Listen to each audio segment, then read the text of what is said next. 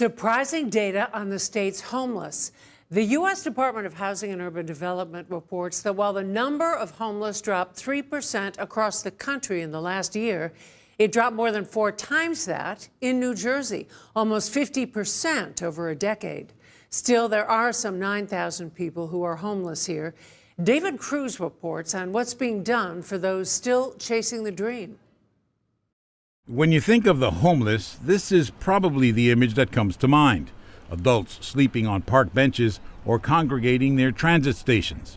But the truth is that most homeless people are invisible to us. They're in school or working, or like Teresa Pringle, volunteering, helping other homeless people in crisis.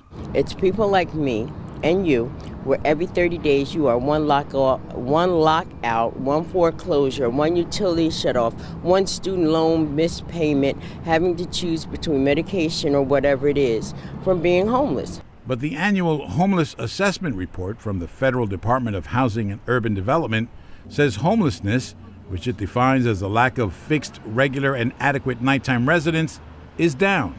Way down in New Jersey, down almost 12% over the past year, 35% since 2010, and 48% since 2007. That 48% puts New Jersey at the top of states registering a decline. But those numbers ring hollow to this man who asked that we not use his name. He and his wife, who has a condition that makes it difficult for her to stand very long and thus work, are facing eviction from this Elizabeth motel today. Like it's a church on Dickinson Street here in Elizabeth. There's somebody sleeping right there in front. But they got like a cardboard box covered so that they don't become too much cold like at night. They're sleeping out there during the day. There's people out there, like you got people out here asking for money with signs up.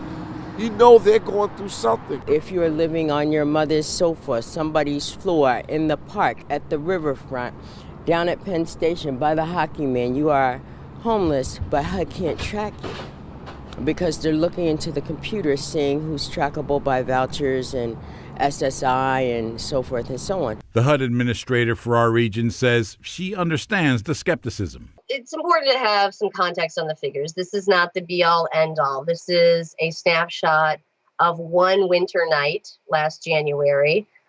So what these numbers show are important trends, but you can't necessarily assume that this is the exact number. The numbers are taken from the New Jersey point-in-time homeless count, which was done on January 25th of this year. And the numbers show a significant decrease of about 12% overall in homelessness. However, that was also 2 days after a major snowstorm, a major blizzard here in New Jersey. And so many homeless advocates feel that those numbers don't accurately reflect the number of homeless. So for every homeless person that gets counted, there is at least one person, and often more, waiting to join their ranks. Benjamin Marte used to be on the street.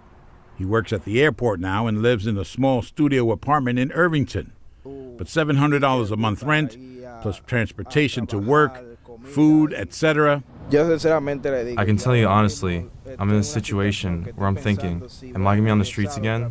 Because I honestly don't know if I can continue living like this. Numbers, whatever you think of them, can tell a lot of things, but they can't accurately describe the impact of not having a place to call home at the end of the day. In Newark, I'm David Cruz, NJTV News.